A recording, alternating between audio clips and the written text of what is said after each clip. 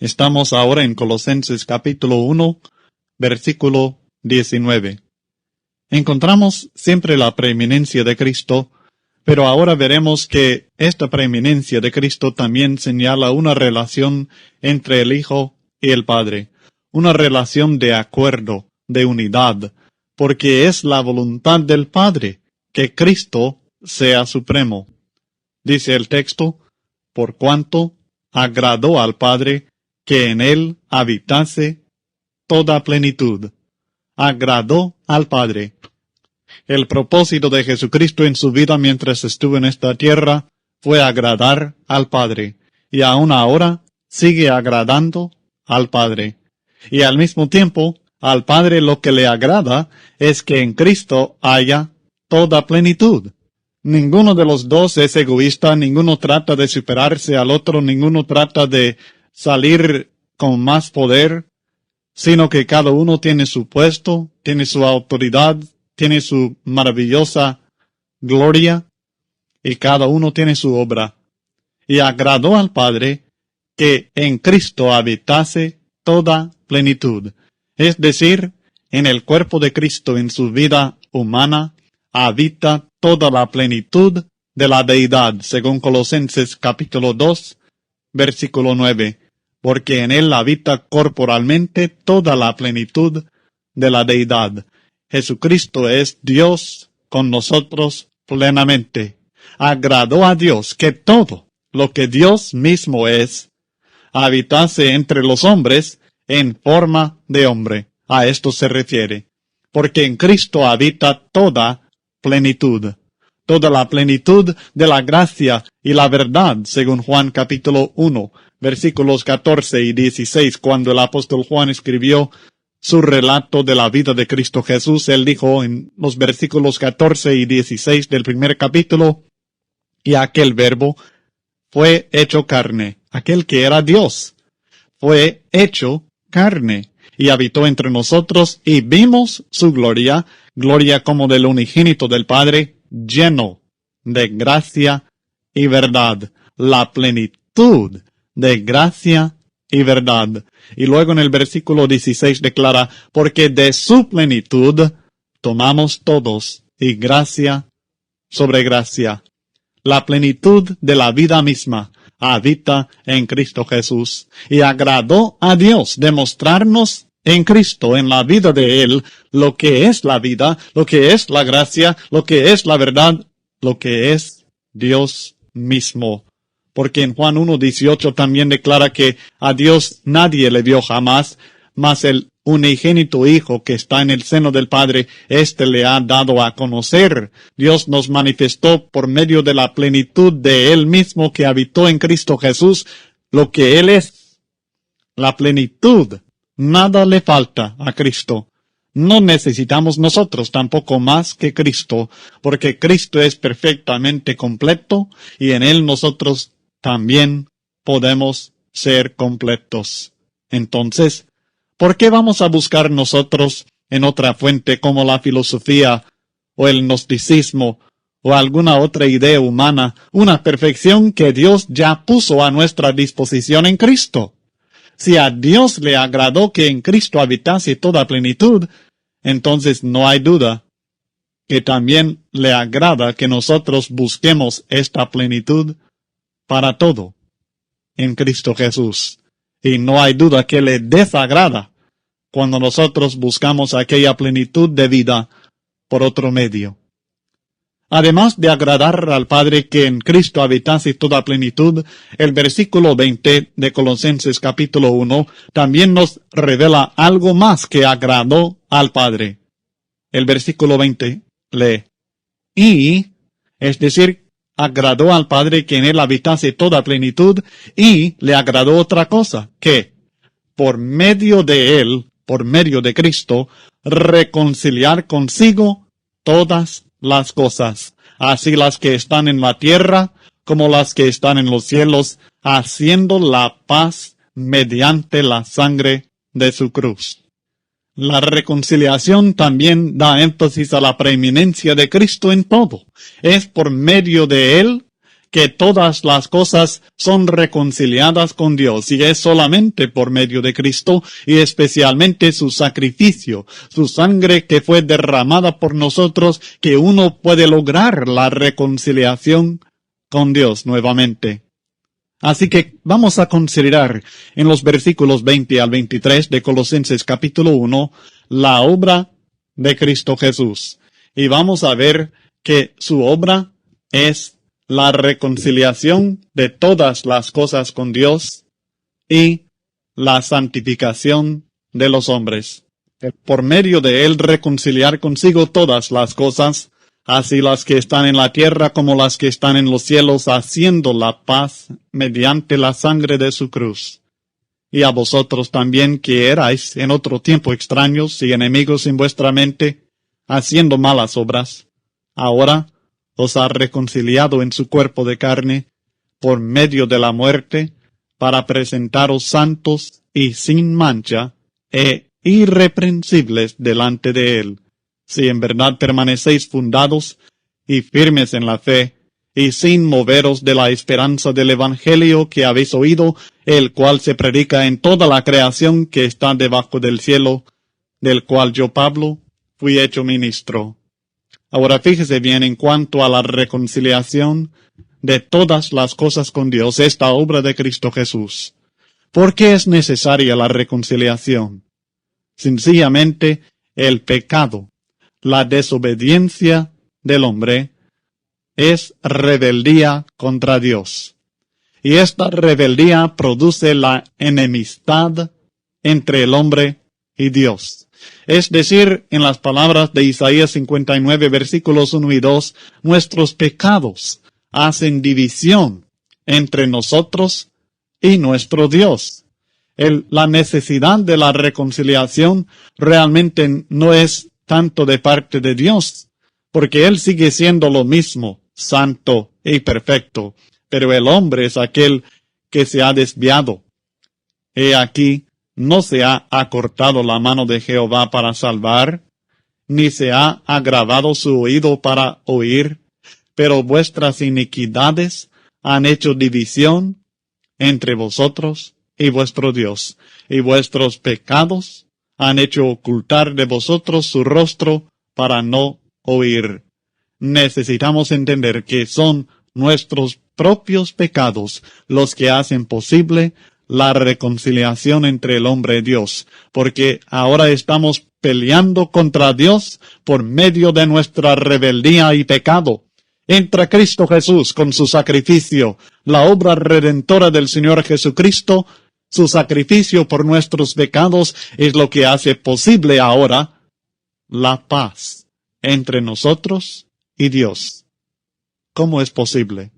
Sencillamente porque la ira de Dios por mis pecados y los suyos, aquella ira divina, la justicia, la justa paga del pecado, no se derrama sobre uno, sino que fue derramada sobre su propio Hijo en la cruz. El profeta Isaías nuevamente nos revela en Isaías 53, versículos 4 al 6. Ciertamente llevó Él nuestras enfermedades y sufrió nuestros dolores. Y nosotros le tuvimos por azotado, por herido de Dios y abatido. Mas el herido fue por nuestras rebeliones, por las rebeliones de nosotros, hermanos, que hacían la enemistad, la división entre nosotros y Dios. Cristo fue herido por nuestras rebeliones, molido por nuestros pecados. El castigo de nuestra paz fue sobre él. Fíjese bien. El castigo de nuestra paz. Para que nosotros tuviéramos paz, alguien tenía que sufrir por los pecados que habíamos cometido. Ese castigo tenía que caer. Y cayó sobre Cristo Jesús. Y por su llaga fuimos nosotros curados. Todos nosotros nos descarriamos como ovejas. Cada cual se apartó por su camino, mas Jehová cargó en él el pecado de todos nosotros. La necesidad de la reconciliación fue por causa de mis pecados. Pero Cristo es aquel que aceptó la paga del pecado por mí. Es aquel que pagó por mi paz para que yo estuviera reconciliado con Dios.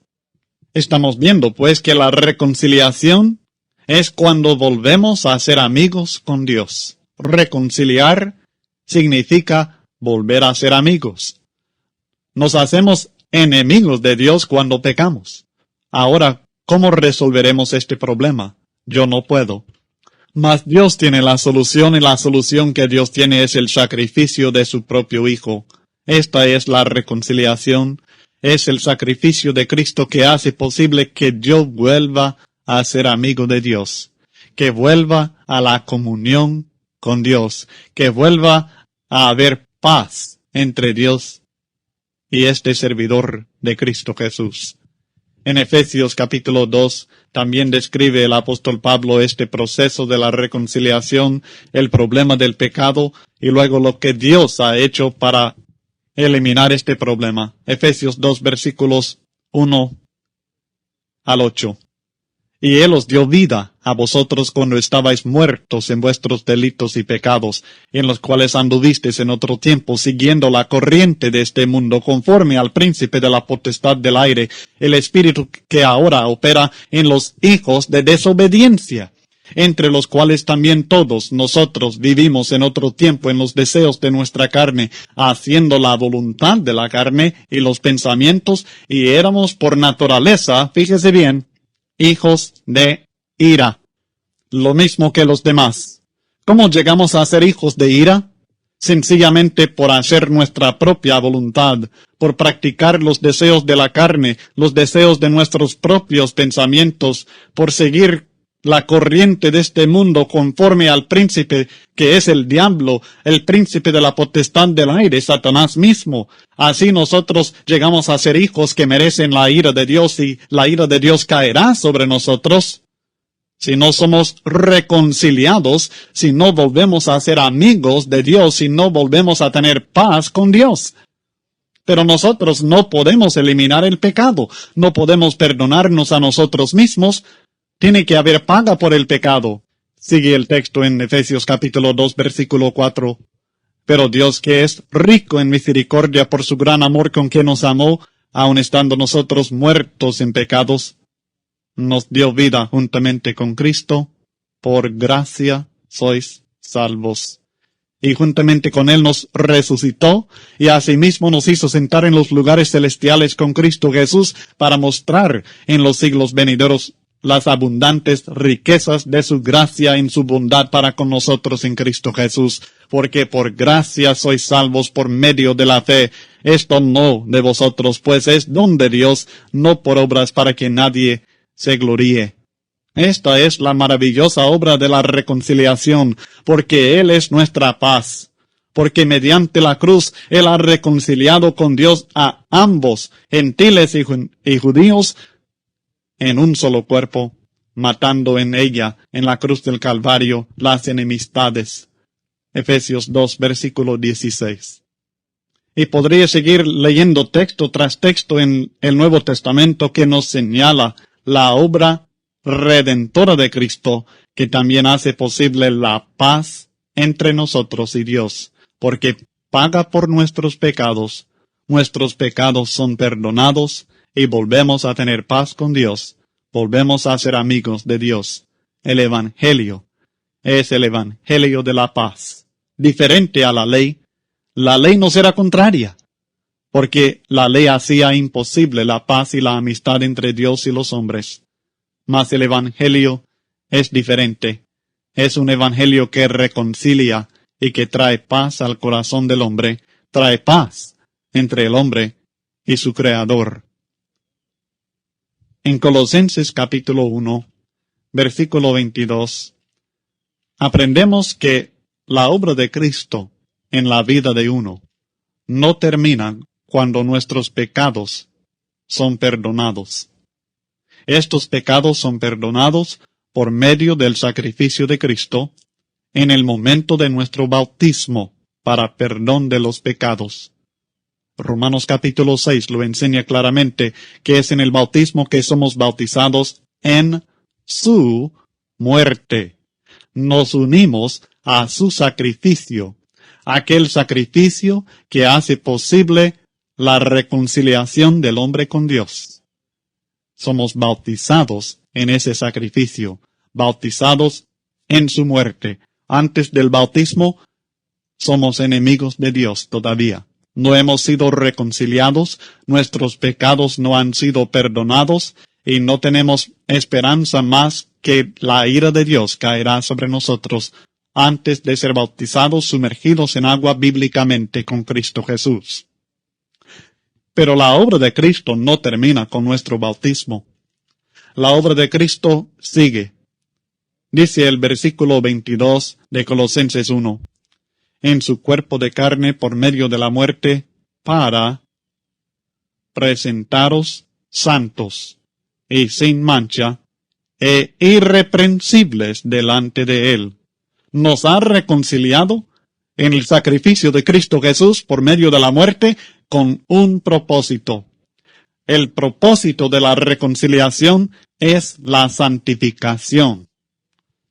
Cristo sigue obrando en nosotros para lograr este fin. El propósito de Cristo es recibirnos y presentarnos a Dios Padre santos y sin mancha e irreprensibles. Esta es la obra que comenzó cuando hizo posible el perdón de nuestros pecados y es la obra que sigue haciendo el resto de la vida. En Filipenses 1, versículo 6, el apóstol Pablo afirma, estando persuadido de esto, que el que comenzó en vosotros la buena obra, la perfeccionará hasta el día de Jesucristo. Muchas personas tienen el concepto de que cuando han sido bautizadas, sus pecados han sido perdonados, que Cristo ya ha terminado su obra en ellos y que están preparados ya para el cielo. De ninguna manera. Cristo quiere que nosotros crezcamos, que seamos santificados. Y esto me lleva a que consideremos las tres condiciones humanas relacionadas con la obra de Cristo que encontramos en estos versículos 21 y 22 de Colosenses capítulo 1. La condición pasada, la que considerábamos antes, extraños y enemigos, dice el texto. Y a vosotros también que erais en otro tiempo pasado, en otro tiempo extraños y enemigos en vuestra mente, haciendo malas obras. Esta es la condición pasada del cristiano. Era extraño, era enemigo. Ahora, vale decir que no nacimos así. Nosotros nos descarriamos, leímos en Isaías 53, versículo 6. Nosotros escogimos el pecado. La muerte ha entrado a todo hombre, por cuanto todo hombre ha pecado. Romanos capítulo 5, versículo 12. Así que no es que nazcamos así, sino que nuestras malas obras producen esta condición, nos alejan de Dios. ¿Y cuál es la raíz del problema? El texto señala la raíz del problema, la mente. Éramos enemigos en nuestra mente, lo que en otra parte se llama el corazón, los deseos, los pensamientos del hombre, nuestro modo de pensar. Estábamos pensando en pensamientos carnales humanos, y cuando pensamos en cosas carnales y humanas, el pensamiento del hombre es muy diferente al pensamiento de Dios, y naturalmente vamos a llevar una vida desagradable a Dios. Nuestro modo de pensar tiene que ser cambiado.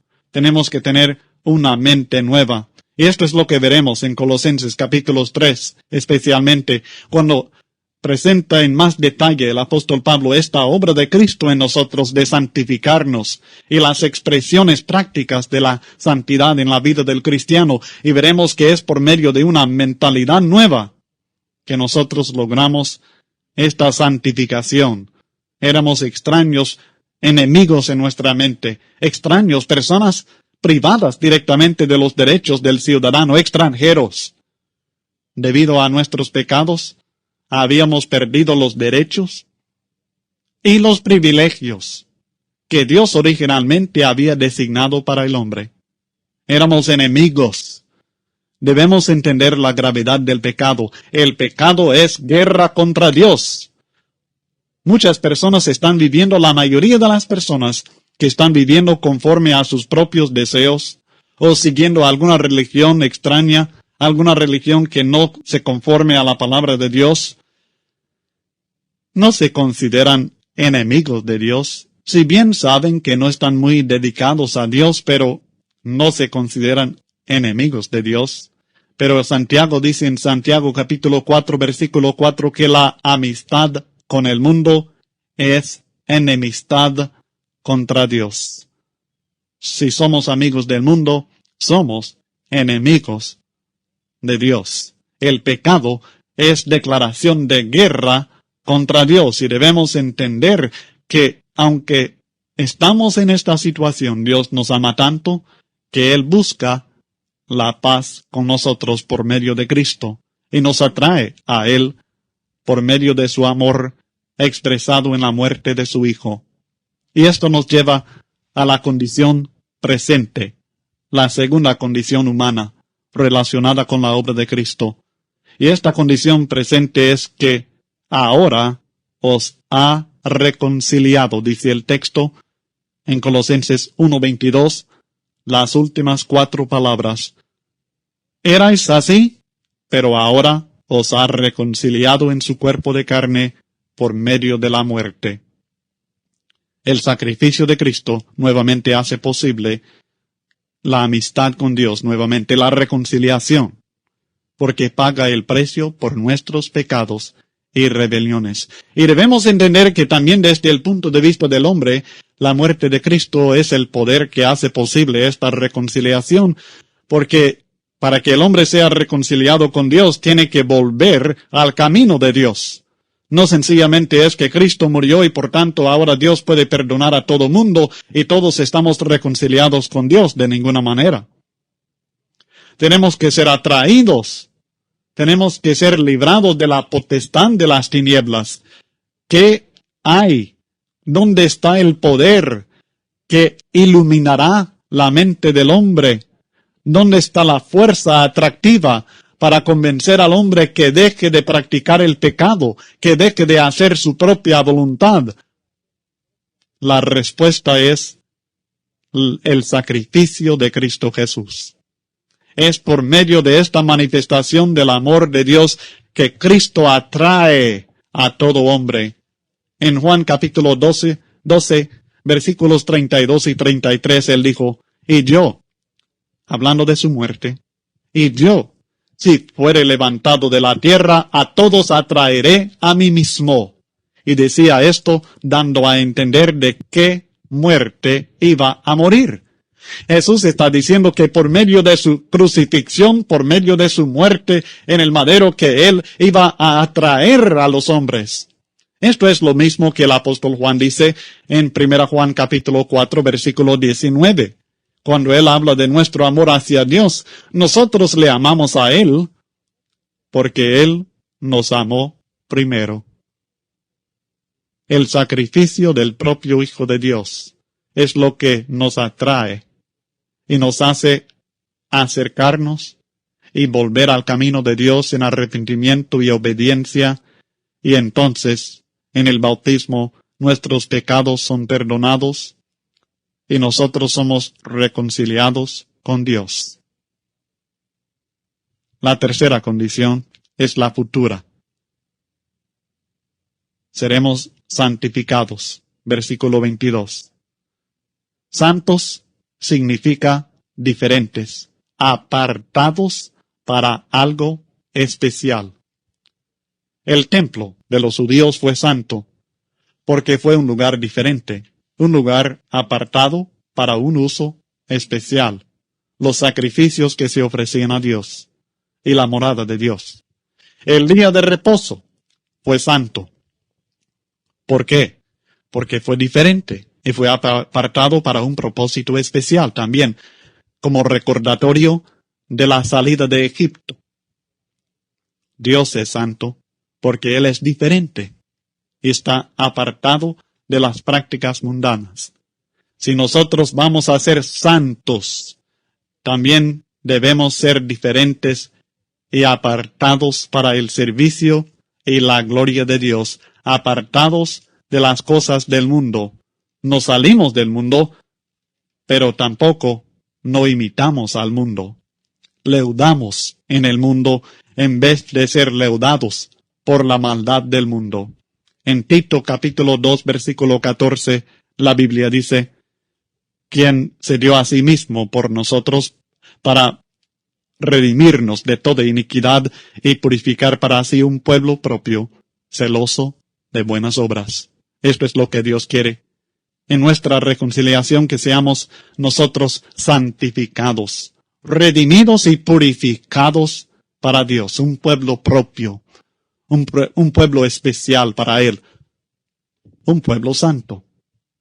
Se trata, por supuesto, de un proceso de crecimiento a través de toda la vida del cristiano, mediante el cual nos alejamos cada vez más de la vida del mundo, hasta llegar a estar sin mancha, como aquellos sacrificios antiguos que tenían que ser sin mancha, puros.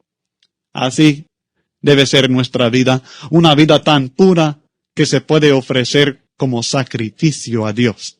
Y así llegaremos a ser irreprensibles, dice el texto, inocentes. No inocentes por realmente no cometer ningún pecado, sino inocentes declarados justos en el juicio final por el sacrificio de Cristo que nos limpia.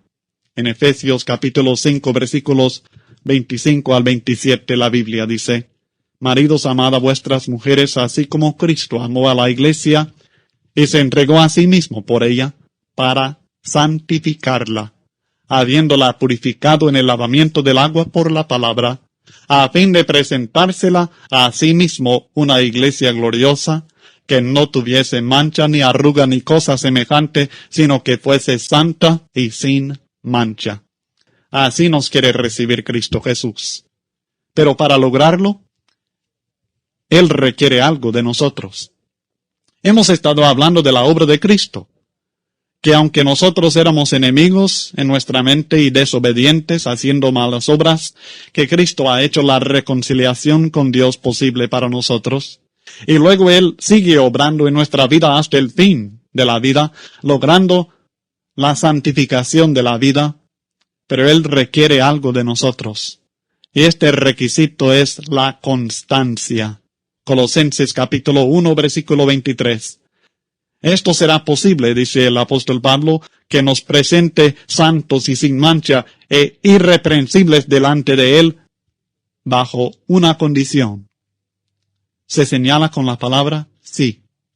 Si en verdad permanecéis fundados y firmes en la fe, y sin moveros de la esperanza del Evangelio que habéis oído, el cual se predica en toda la creación que está debajo del cielo, del cual yo, Pablo, fui hecho ministro. El Cristo preeminente requiere de nosotros la constancia, que permanezcamos fundados y firmes en la fe, que estemos sin movernos de la esperanza del Evangelio que hemos oído. El propósito de la reconciliación es la santidad, y la obligación del reconciliado, pues, es la constancia. Este es el requisito que Dios nos presenta a nosotros. Aunque Cristo está haciendo todo lo posible por reconciliarnos con Dios y luego por santificarnos.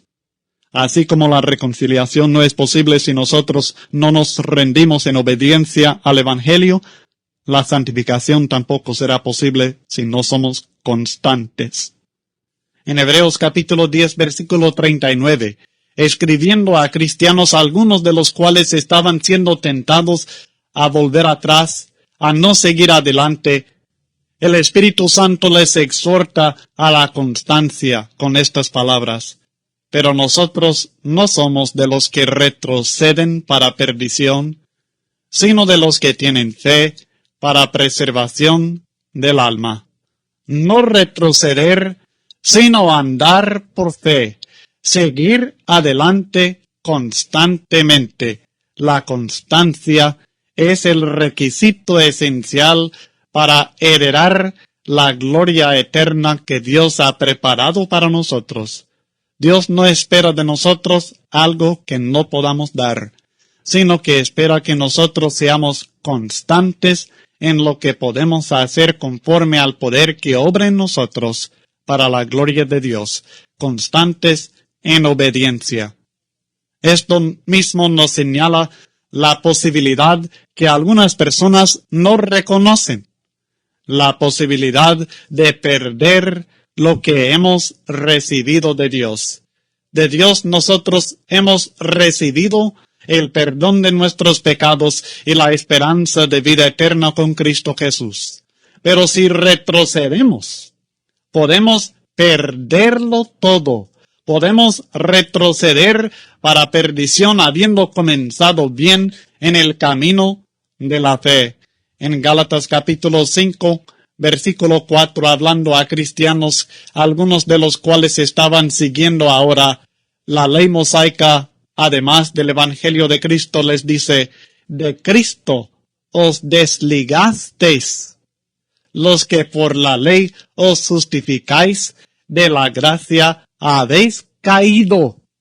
Está hablando a cristianos que habían sido redimidos por la gracia de Dios en la sangre del Señor Jesucristo. Sus pecados habían sido perdonados, fueron incorporados en el cuerpo de Cristo Jesús, la iglesia del Señor, pero les advierte que si vuelven a obedecer y practicar la ley para justificación de la gracia, habéis caído, dice. Debemos entender que la corona de la vida es para aquel que es fiel hasta la muerte. Apocalipsis capítulo 2, versículo 10. Parece que este es el problema grave para muchas personas. No nos cuesta entender que la palabra de Dios enseña que debemos creer en Jesucristo, arrepentirnos de nuestros pecados, confesar nuestra fe en el Señor y ser bautizados, sumergidos en agua para perdón de los pecados. Todo mundo entiende fácilmente estos puntos, y muchas personas están dispuestas a dejar las tradiciones de los padres, dejar la vida del mundo por un tiempo, dejar el sectarismo y llegar a ser cristianos, ni más ni menos.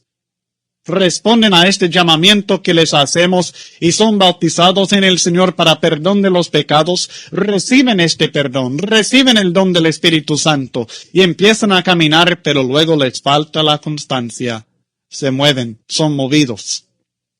Por tanto, quiero enfocar en dos pasajes del Nuevo Testamento algunas de las cosas que nos pueden mover, algunas de las cosas que sirven como tentación, como obstáculo para no ser constantes. Parece que estos son comunes entre los cristianos y debemos advertir a nuestros hermanos contra estas cosas y tomar advertencia también nosotros para evitar que estos obstáculos nos muevan a nosotros y no permitan que nosotros seamos constantes y fieles en la palabra del Señor y en la vida cristiana. Los dos pasajes son Hebreos capítulo 2, versículos 1 al 4, y luego veremos otro en Lucas capítulo 8, versículos 13 al 14.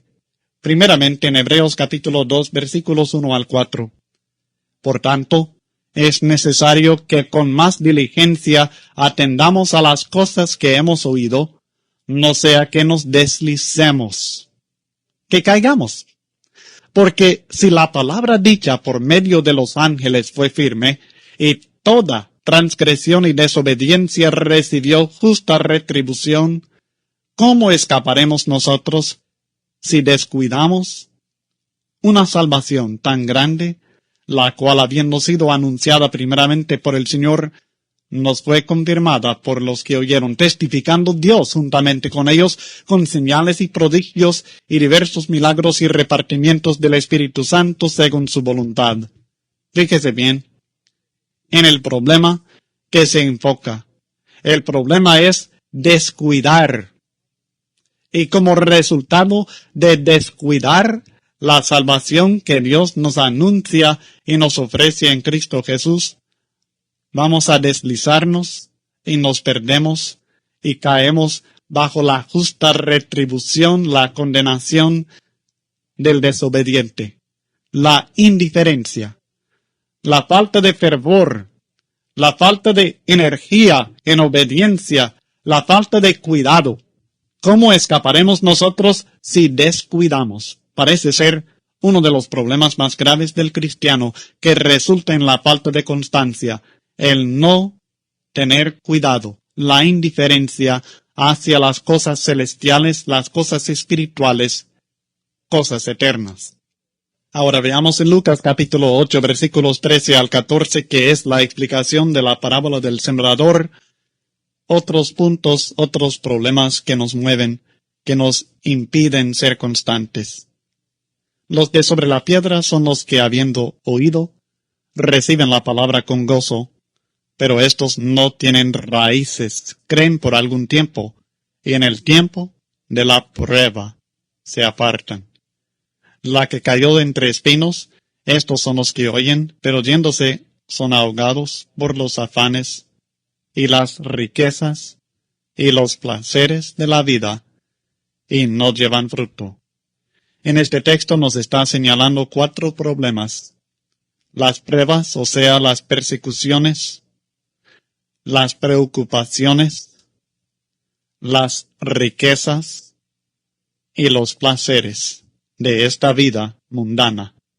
Mientras nosotros vivamos en esta vida, en este mundo, nosotros tendremos que afrontar estos obstáculos, estas cosas que tienen la tendencia de evitar que el hombre sea constante y fiel en el servicio a Dios. El bautizarse no elimina estos problemas. Al contrario, se magnifican, parece, se van ampliando, se van haciéndose más frecuentes en la vida de la persona. Las persecuciones y las pruebas de la vida, las preocupaciones de tanto que hacer, las riquezas que nos atraen tanto y los placeres cosas que nos gustan y que ocupan nuestro tiempo, nuestras energías, y a veces nos llevan a aquellas cosas que no son ni dignas del cristiano, pero algunos de ellos que son dignos, pero que ocupan demasiado tiempo y sencillamente no nos queda tiempo para servir a Dios. Esto es lo que muchas personas ponen como pretexto y realmente es una razón. Es el problema que tienen para servir a Dios. No tienen tiempo, porque están demasiado preocupados o están en busca de las riquezas del mundo o no pueden dejar los placeres de la vida y por tanto no pueden ser constantes en su servicio a Dios.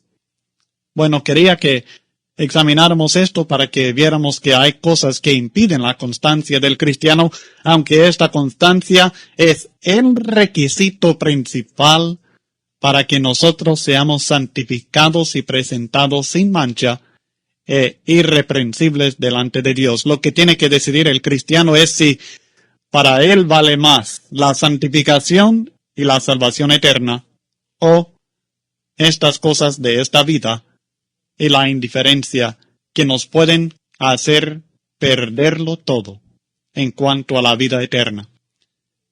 Ahora en Colosenses capítulo 1 versículo 23 también debemos notar un punto histórico pero de suma importancia, y es sencillamente que el texto nos está señalando que ellos ya estaban predicando el evangelio en todo el mundo conocido, en todo su mundo. Si en verdad permanecéis fundados y firmes en la fe, y sin moveros de la esperanza del evangelio que habéis oído, el cual se predica en toda la creación que está debajo del cielo. En asunto de unos 30, 40 años, ellos ya habían llevado el evangelio de Cristo a todo su mundo conocido, aunque no gozaban de las bendiciones materiales que nosotros tenemos, no gozaban del transporte que nosotros tenemos, no gozaban de los medios de comunicación que nosotros tenemos. Sin embargo, ellos habían llevado el evangelio a toda creación que está debajo del cielo, dice el texto. A propósito, esto concuerda con la promesa de Cristo en Mateo 24, versículo 14, y será predicado este evangelio del reino en todo el mundo para testimonio a todas las naciones, y entonces vendrá el fin. El fin al cual el Señor se refiere en Mateo 24, 14, es el fin de la ciudad de Jerusalén y del templo, la destrucción de la ciudad de Jerusalén y del templo que ocurrió en el año 70 después de Jesucristo, unos pocos años después que Pablo escribiera esta misma epístola a los colosenses. Muchas personas no creen que se haya predicado ya el Evangelio en todo el mundo en aquel tiempo, por tanto no entienden ese texto en Mateo 24:14. La explicación es Colosenses 1:23. Ya lo estaban predicando en todo el mundo. Ahora, antes de seguir estudiando, usted debe contestar las preguntas sobre Colosenses 1, versículos 15 al 23.